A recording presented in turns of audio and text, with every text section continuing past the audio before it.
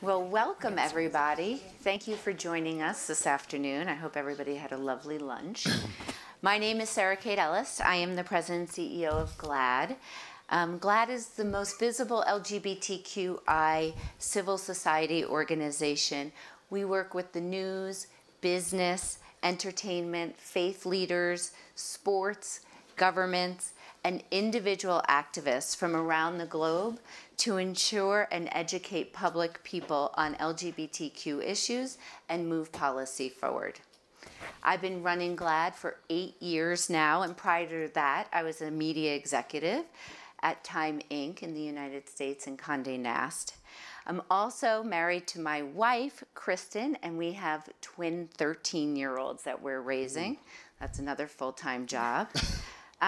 But today, I'm really proud to sit on WEF's Power of Media Task Force, and GLAAD is a very proud partner of the Partnership for Global LGBTQI Equality, which is also known as PGLE. And PGLE was launched right here in 2019 and is a project of WEF and the UN Office of the High Commissioner for Human Rights. Before we begin, I want to spell out what LGBTQI actually means, what that acronym is for, because it's different in different cultures. Here, when we're speaking today, it's lesbian, gay, bisexual, transgender, queer, and intersex. You'll also see a plus oftentimes at the end of it, and that's for everyone with diverse sexual orientations or gender identities. So it's being all inclusive. While there have been landmark rulings to advance LGBTQI equality in more and more countries, the human rights situation of LGBTQI people remains a grave concern, and that's why we're here today. Progress has been uneven. At least 69 countries still criminalize gay and lesbian relations between consenting adults. And social shocks and economic crises have exacerbated patterns of social and economic exclusion. In an increasingly pulverized world, some governments are using anti-LGBTQ rhetoric to advance their political agendas, which negatively impacts the lives of LGBTQI people. The United States CDC, Center for Disease Control, shockingly found that 1 in 4 LGBTQ young people attempted suicide last year. Attempted. Violence facing transgender people around the globe continues to rise, and in the United States, transgender people are 11 percentage points less likely to be employed than others.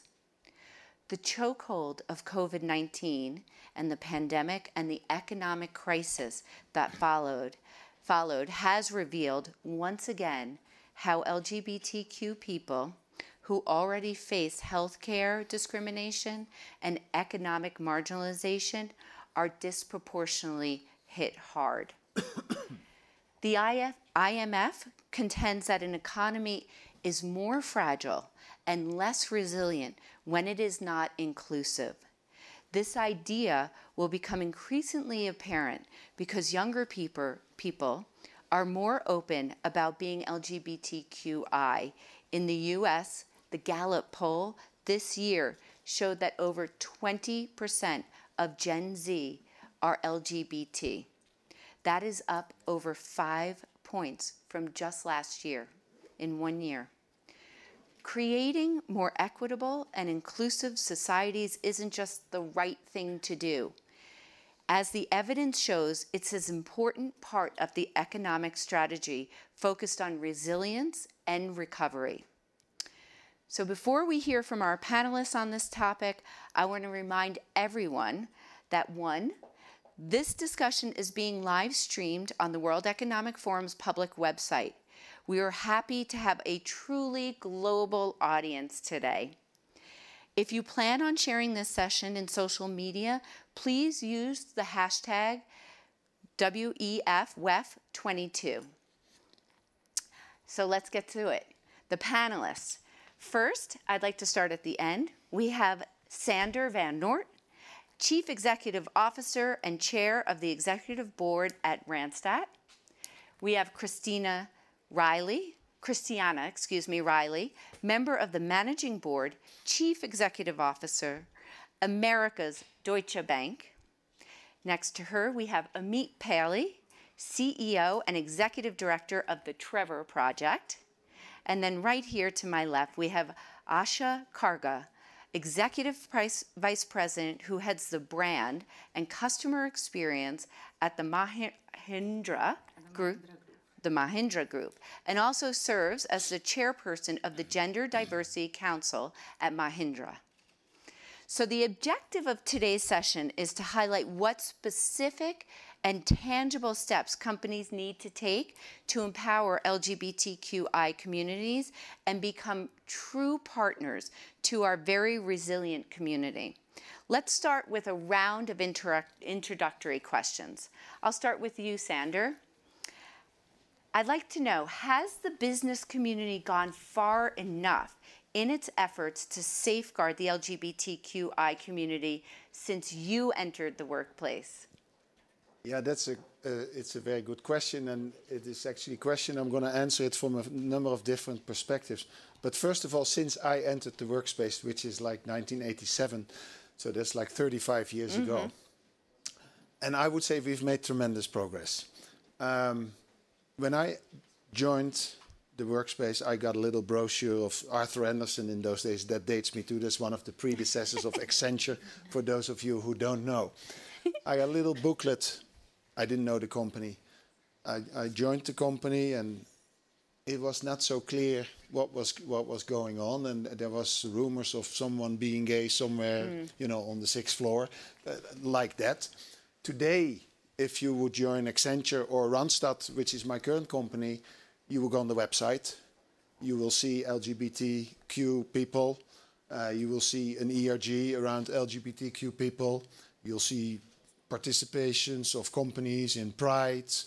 I mean, so you see people like yourself, basically. And that is what young people, or people in general who are joining companies, they're looking for companies, and they want to see people like themselves, because they want to have the assurance that they will be joining a company where they feel at home.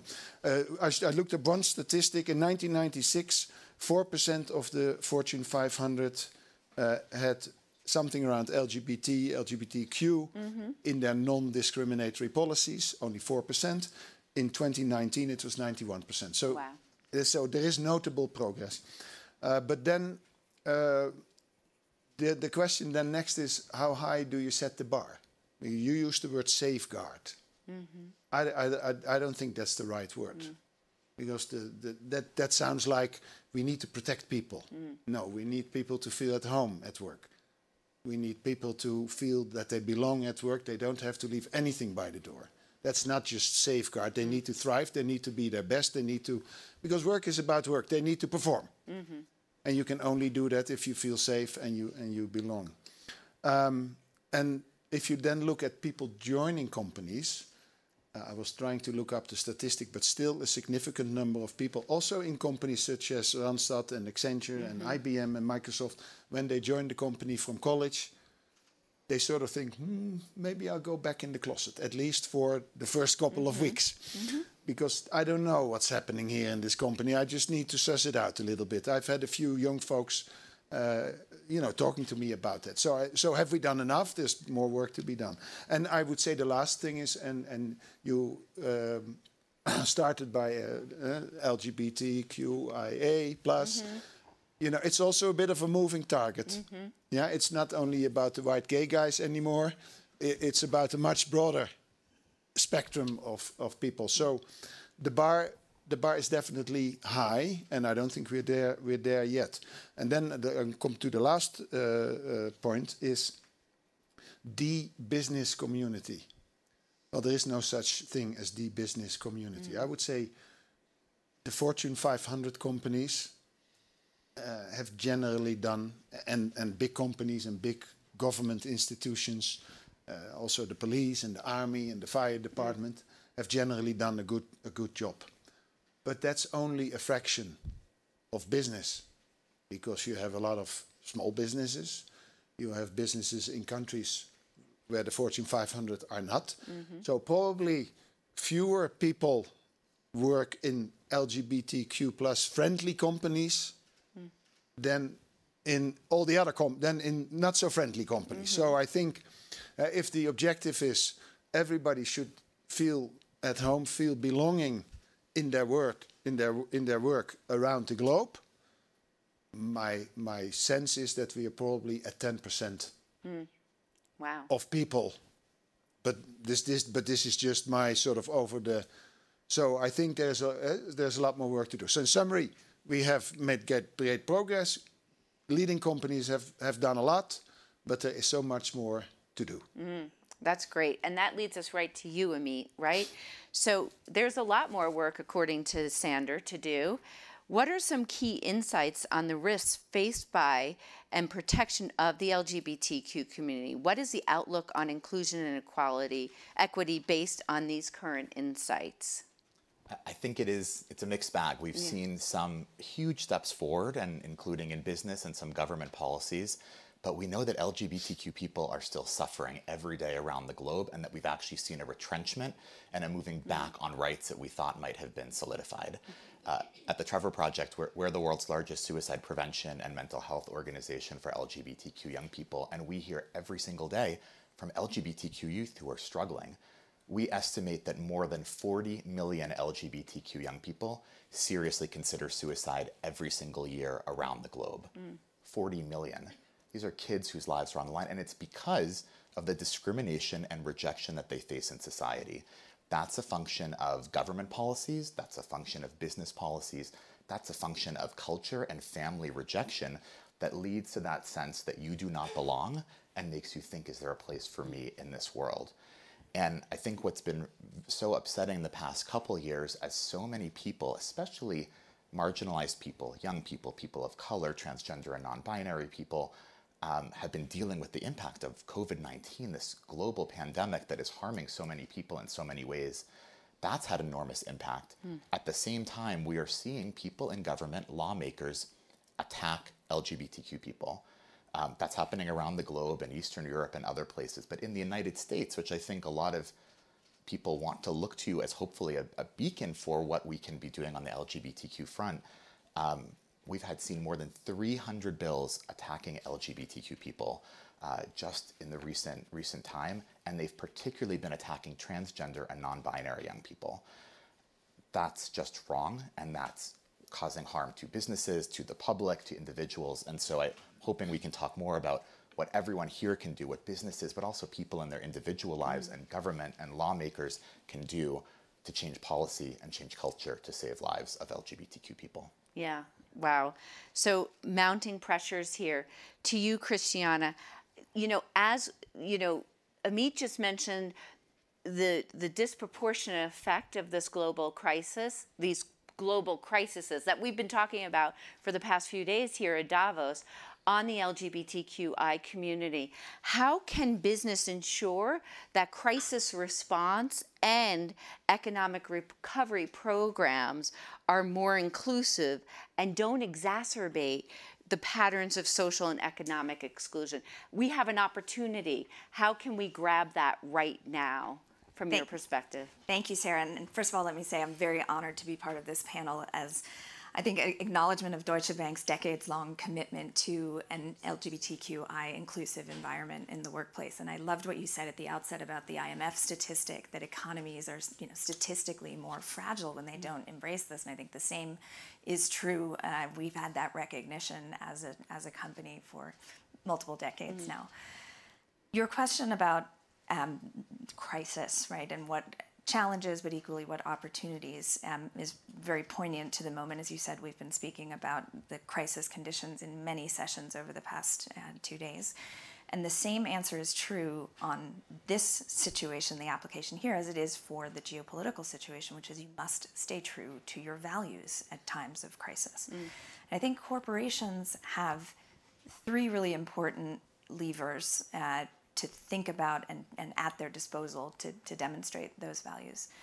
The first and foremost, Sarah, as we were talking about in our pre-discussion, is not being afraid to engage in the policymaking decision, finding the appropriate and early ways to engage, before you set off the political bomb, but even then being prepared to take the right stand, as we did in North Carolina in 2016, as we're continuing to try to do in the face of the 300 bills that are making their way through state legislatures in the United States. So that's lever number one. Don't be afraid.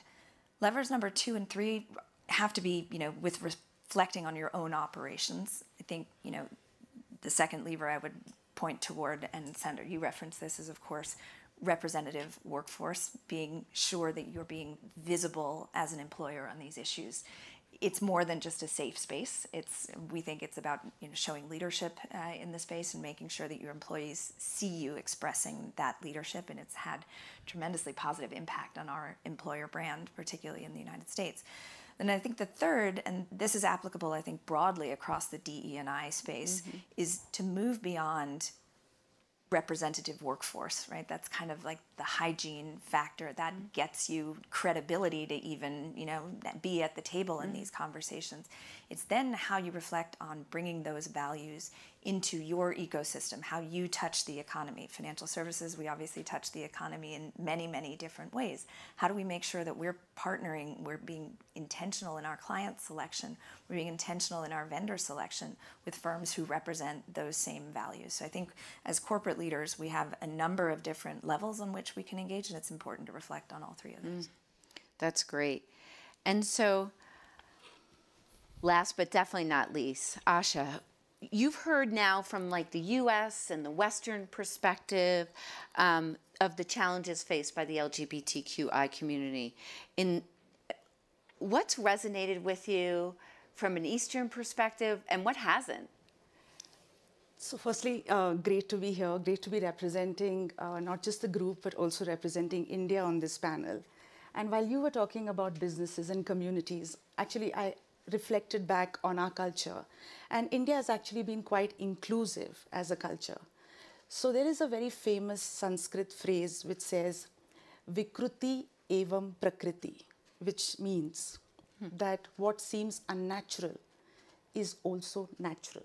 I'd just like you to reflect on this. This is an ancient Sanskrit phrase which actually many scholars actually believe showcases the reflection of homosexuality in our lives, in our communities. We also refer to LGBTQI+. In ancient India, there were actually 50 terms in Sanskrit, Hindi, and Tamil to actually demonstrate non-gender heterosexuals and sexualities. So these existed in the past.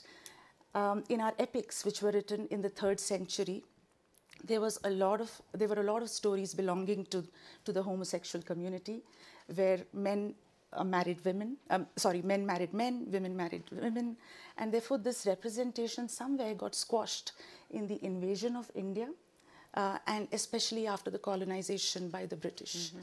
And the entire terminology of homophobia came into act at that point in time.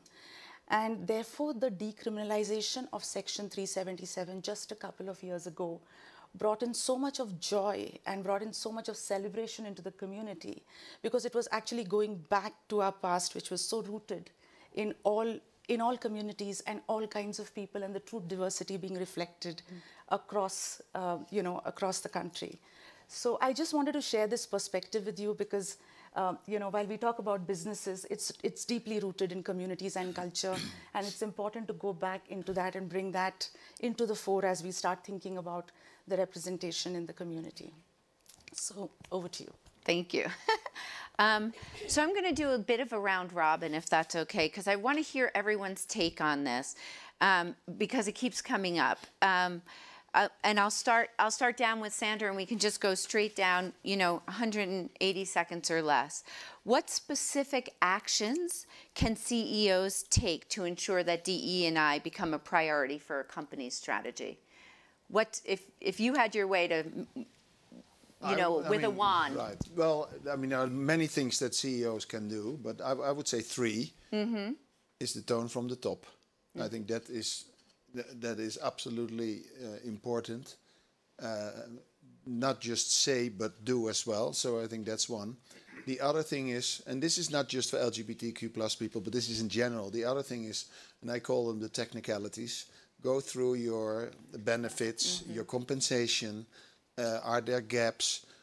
Are there the benefits for the same-sex people in the same-sex relationship people the same as for married people? How can, those kind of things. It is a quite technical thing. But if you're a global company, you need to do that in 45 countries. Then it's a lot of work. And then I would say the ERGs in all the employee resource groups, they play a very important role because they stimulate, I would say, the grassroots movement, and they bring the topics that the executives need to listen to and need to act upon. And then then as part of the tone from the top is the executives need to show up when those ERGs are meeting, and because showing up matters. So I subscribe to all three of those things.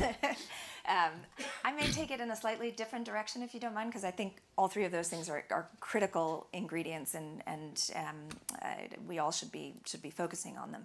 I think what's changed over the last 2 years as we've worked through the pandemic conditions and put a tremendous amount of stress on all of our employees, but in particular also the groups which require the most attention and have suffered to a greater degree, is around mental health. And Amit and I were having a bit of a conversation around this earlier as well, that in addition to everything that we do around tone from the top, around inclusivity, we also have to acknowledge, I think, and recognize again, tone from the top, that mental health matters. We launched a very specific program around that was kind of grassroots around mental health first aiders within the organization. So we trained up employees who brought that enthusiasm themselves to make them visible champions and leaders within the organization, someone who actually has a face, as opposed to your employee assistance program, which is a 24-hour hotline. Someone who you know that in confidence you can go to and has the training and the ability. So to pivot the question maybe in a slightly different direction, I think all of that is critically important, and what comes on top of that and has for the last 2 years has been an increased focus and necessity to also acknowledge mental health challenges. That's great. I subscribe to all that. So in the interest of time, I will We're building. I will Can we disagree on something? I'm sure we will. I will. But to build on that, I want to focus on sort of the external part, because the CEOs and companies are extremely powerful. They matter a lot in every country in the world. And so when we are seeing things like we talked about, bills being passed that are targeting the most vulnerable people in our world, we were talking before, trans kids, we're talking teenagers, we're talking children who are 7, 8 years old. We need people in positions of power. We need CEOs, we need boards, we need executives, we need everyone in companies to say this is wrong, this is harmful, this is unethical, and we won't stand for it. So we need the words to happen, and then we need action to follow. We need people to say, we're not going to do business with you. We are not going to put money into PACs that support people who are targeting children. There's a lot of action that needs to be taken, and I think we have seen the business community be so effective on LGBTQ issues in the past, on many topics. You mentioned North Carolina. There's a huge impact. People came together, a lot of people saying we're going to boycott the state. It stopped that bill. It changed what happened. But now we are seeing wave after wave of horrible things happening. In Texas, the governor of Texas said that providing gender-affirming care to your kids, what your doctor recommends that you do, what the American Medical Association, the American Psychological Association, American Psychiatric Association, the governor is saying doing what these doctors and mental health experts say is child abuse, and we might take your children away from you if you do what the medical profession says to do. That should be outrageous to everyone, and so we just need more leaders and companies to say that's wrong and we won't stand for it. So I love that, because you and I work very closely together on that work. And I'm going to just push a little bit here. Companies have been doing it for years, right? Standing by our community, speaking up for our community. How do we help them along? Do you have any advice for CEOs on how we can, it is a marathon, not a sprint. It's never ending. It's a fire hose right now of bad legislation. It's still illegal in 70 countries to be LGBTQ, still punishable by death in 11 of those. So how do we empower and enable and give them a tool set to do that? Do you have any view on that? Yeah, I mean, I think it's very complicated, and it's a lot of the work that we have lots of teams doing, but I think to sort of boil it down, we need, you said the tone from the top, we need to have the will to want to do something. We see that in some companies, they have the will. The will is not enough, but the will is a prerequisite. It is necessary, but not sufficient. And unfortunately, I think we still see a lot of companies who don't quite have the will to do something, especially in countries outside, it's countries where it might be more difficult. So I think we need people to commit to say, we are going to make a difference. We need people to speak up, and then we need them to use their authority. And that's very complicated. It's going to look different in different places. In some places, that's going to be discussions behind closed doors that might be most effective in certain contexts. In other places, that is going to be, we will not do business. We will not do business with you or your country or the state or this jurisdiction unless you change policies. We will not fund you. We will not put political donations. So there are all sorts of different levers to pull. And if we're talking about the whole globe, I don't think it's a one-size-fits-all solution. But I hope people who are listening take away, we need to start with the will and the commitment to want to do something. The voice matters. We need people to speak up. We still don't have a lot of people speaking up. And then we need to make sure there are specific, concrete actions. And we have a lot of people at GLAAD and the Trevor Project and many other organizations who are standing by willing to support for those who are trying to navigate what the specific actions are. That's great. And last but not least again, so how does this sound to you? Is this a practice that you're used to, that you take on? Or is this a very Western way to do advocacy? Actually, I was just reflecting on everything that they were saying, and you know, I was just thinking about this term that we talk about, representation, which is to do with the numbers and the metrics. And I feel while that is important, it's about representation in terms of hiring, in terms of making sure you have the pipeline, etc. But I think what's most important is the day-to-day experience of these folks in our organizations. And therefore, you know, how comfortable do they feel coming into work?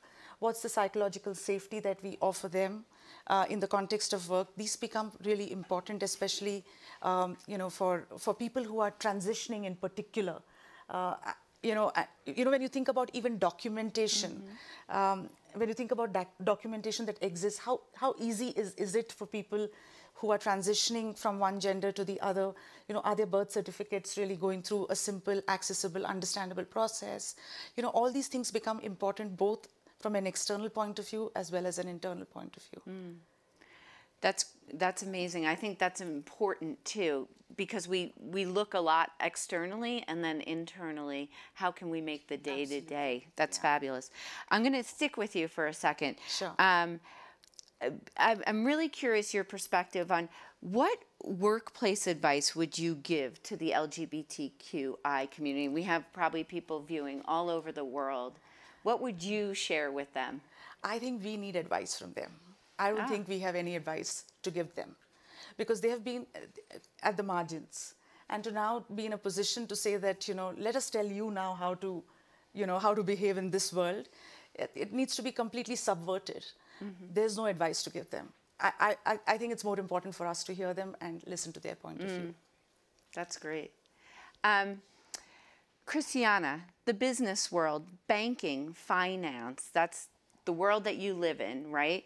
How do we as LGBTQI community, what is the financial empowerment? What does that look like in terms of, as we're in these crises, as we're looking at inflation around the world and more pressure coming in, how do we empower and build back better in that, from that perspective for marginalized communities, not just LGBTQI? Yeah, we've spent a lot of time reflecting on this, and I'm glad that you widened the aperture, because I think those issues are broader than just this community. And it goes back to what I talked about earlier, doing business that represents your values, right? So when we have thought about ways in which, you know, the financial services industry touches many, many aspects of the economy and society. When we, for example, you know, do our regular course of funding our business through the capital markets with bond issuance, we look for opportunities to partner with firms who are coming from underrepresented communities, women-owned broker-dealers, Black-owned broker-dealers. We focus a lot also on the veteran community. We're working with our clients on ways in which we can enable through financial instruments for them to also be working with underserved communities.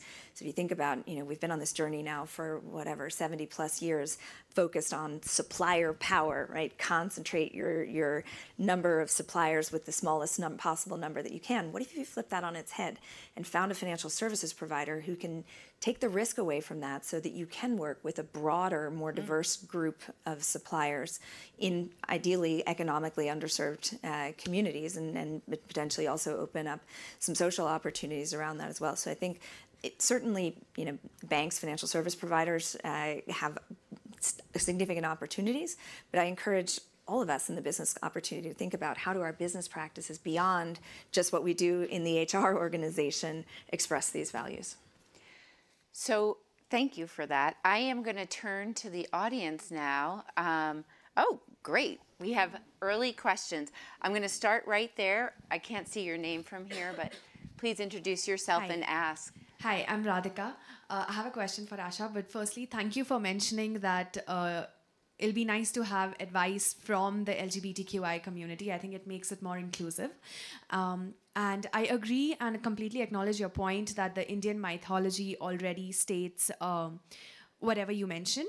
But I also want to understand that the Indian government is a little against the community, although Section 377, as you mentioned, has been revoked.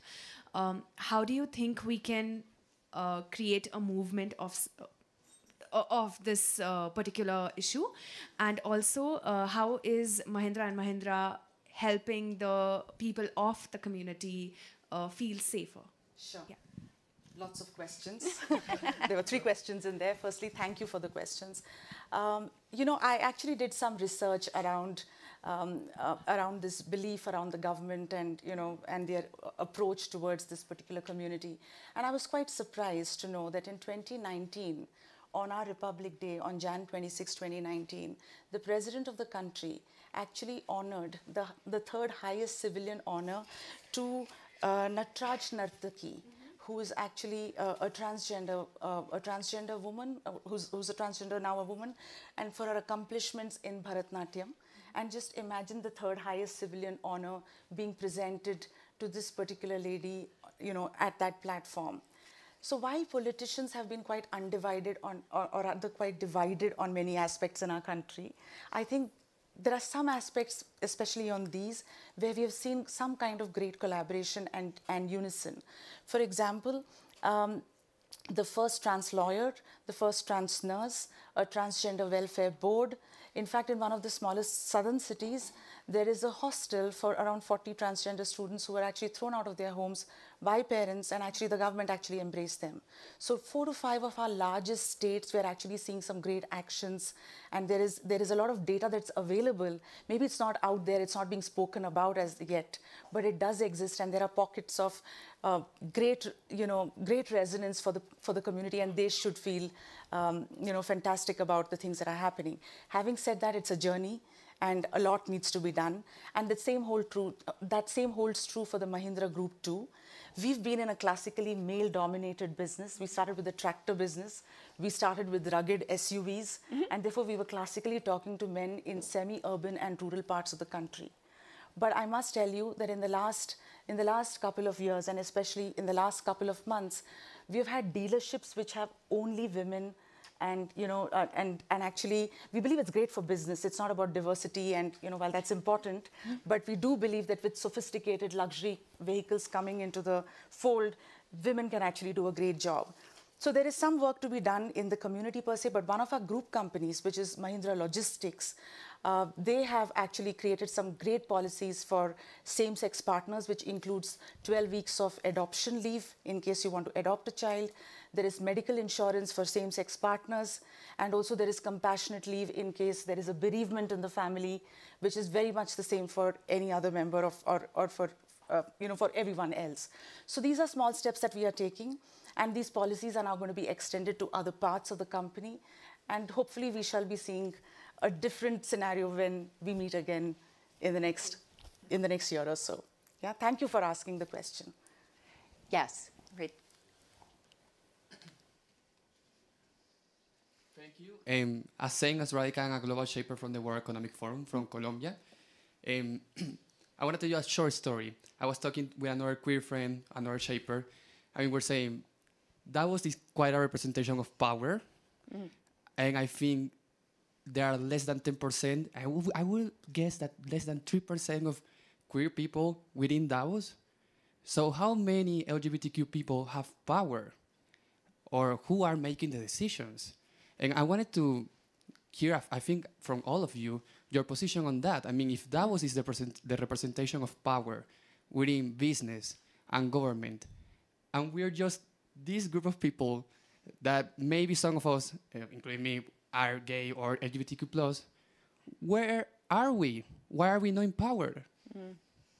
I think that's a great question. I can start with you, and maybe, Sandra, you want to grab it too. But I would say in the United States, on the Fortune 500 list, there are 4 out CEOs. One of them is on our panel today, right, Sandra? And then there's 3 others. And that's all we have on the Fortune 500 power list. So I think and all the places of power, that's what we've been working on, is making sure that our community is represented in those places of power so that we have a voice at the table, and that's what we're continuing to work on. And I think it's very insightful. I'm so glad you're here, and those are the right questions to be asking everywhere you go, not just in the LGBTQI panel. But I'll hand it over to you, Sandra, too. No, I think you're right. I was looking up the number, but I think there's like 41 openly LGBT board directors on the Fortune 500 or something like that. Board directors, yeah. Small numbers. Yeah. So let's say we need to keep pushing, and I would say we all have the power at the end of the day, because we are, in a way, and it doesn't matter big or small, we're all role models. So you say we should listen to the advice of the LGBTQ community. I am absolutely in agreement with that. But I have also one piece of advice for everybody in the community, and this is, bring your story to work. Don't leave it by the door, and tell your story, because that's what people need to hear. People need to hear different stories, and we're talking LGBTQ now, but it can be about religion or whatever. People need to hear stories to open their eyes that people who are different than they are also people. It's as simple as that. So if we all bring our story to work, and we tell our story, and we feel we're proud of our story, and we feel no hesitation to tell our story by the coffee machine. You don't have to say, oh, listen, I have to tell you something. No, you can, by the coffee machine, you can tell your story. Yeah? No, but that, you just do it casually. And then one day you'll hear, and you will hear one day from someone says, one day I met this gentleman at the coffee machine, and he told me a story. And it really opened my eyes, because now I feel also confident to tell my story. And it's that, so where we all have the power, but we do need to take the risk to tell the story that is about us and not leave the story at the door. Can I just jump in as well? Because I sort of think in this on a systemic level and then on a personal level. So on the systemic level, when we're talking about why we don't have enough LGBTQ CEOs, well, the CEO is the last step for Fortune 500 companies on a series of 10,000 micro steps that happened along the way. And when we're talking about in the very first journeys that LGBTQ people have in some places, in some countries they're being raised in places where they say people like you should be put to death. In other places they are saying people like you don't deserve to exist, or we're trying to erase you. I think sometimes we forget the human aspect. I just want to share a quick story. I was in Texas recently. I was talking about Texas before, and was hearing from families of trans kids, and was hearing a story from a family had a teenage trans girl who had a fever of over 100 degrees, so they were going to take her to the hospital. And then they realized, well, if we bring her to the hospital and they realize that she's on puberty blockers, they might say that's a violation of the governor's order and take her away and give her to Child Protective Services. So they decided not to bring their sick daughter to the hospital because they were afraid the government would take her away from receiving medical care. In the United States in 2020. And I just share that because, I hope that girl will become the CEO of a company, but that there are a lot of steps that have to happen on the way, and part of that has to be that we are treating people with basic dignity and respect, which is not happening in many places. And then, which ties a little to my sort of personal, the sort of personal level, the systemic changes we all need to make. We know there are huge systemic changes, business decisions that need to be made, government decisions, and I think sometimes that can seem overwhelming. But every single person in this room, every single person watching has the power in their life to make a difference for LGBTQ people. I think one of the most powerful statistics we have at the Trevor Project is that having just one accepting adult in an LGBTQ young person's life can reduce their risk of suicide by 40%, 40%. That means every single one of you in the steps that you take, small things, love and kindness, expressing love and kindness and support, that can save lives. And I think if we can all take that into our daily lives, we will save more lives of people and we will lead to better outcomes, not just for LGBTQ people, but for everyone. And then we'll have more CEOs. And I do want to say on the other side of that too, when you look at this next generation and the Generation Z and Generation Alpha, and you see that more and more people feel comfortable being their true and authentic selves. And in some studies, you know, you see it 20% through the Gallup poll in the United States, but we've been running studies ourselves that include the Q, and so it's LGBTQ, and we expand the age from 18 to 34, and you can see nearly 40% of Gen Zers identify as LGBTQ. So I think the pressure's coming, and we're seeing corporations feel it, right? They're feeling it. So now when something happens on a high voltage situation, we're getting calls not only from the C-suite, but from the ERG. And I always say the call's coming from both sides of the house because they want to talk about how do we resolve this, especially when it becomes a very public issue. How do we resolve this? And the CEO wants to do the right thing. And I think everyone in this room is looking to do the right thing. And like Amit said, it's small steps, and it makes big, powerful difference. But it's getting more difficult to do the right thing, unfortunately, because the world's getting so polarized. Because if you, I live in Florida. If you look at that bill in Florida, there is, let's say, that's a bill made for political reason to make an issue of an issue that is not an issue. Right. Yeah, and that's. And this is sort of to rally the base. And I think that is it's almost like you look at it, what's the point? No school is discussing in second grade whatever. But now we're making a law to not discuss up to the third grade a whole range of things that never get discussed. Anyway, but it is really annoying. And then now you, I mean, when you're a CEO, I mean, you want to do the right thing.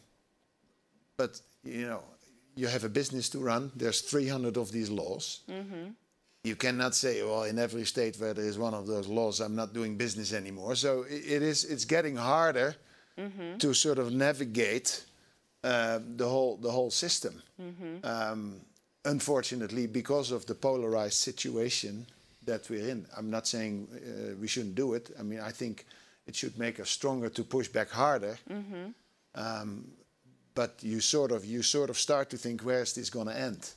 Well, I think that's the concern.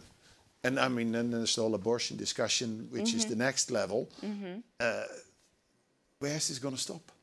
Well, I think, you know, that's a great question because there's a couple of, I think, lessons that we can learn from what happened in Florida, and that is that if you have internal values at a company, they need to be external, and you can't falter on that.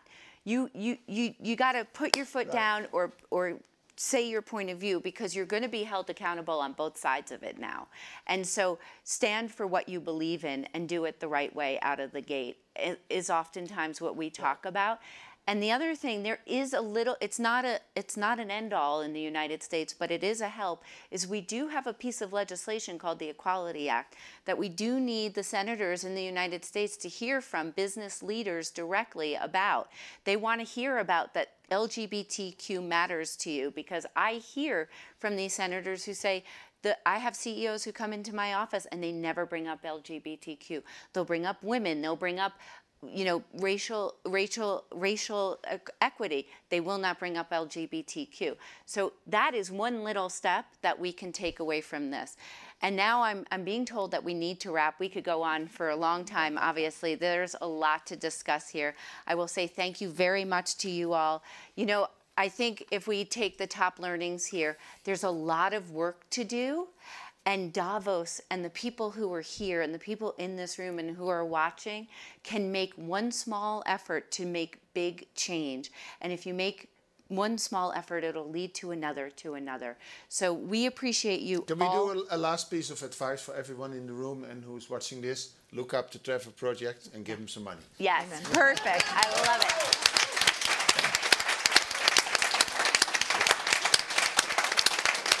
And I just officially have to close out with saying this session captures the work of the World Economic Forum's Center for the New Economy and Society, a platform that aims to shape prosperous, resilient, and equitable economies and societies that create opportunity for all. Thank you all for being here today. That was a very nice.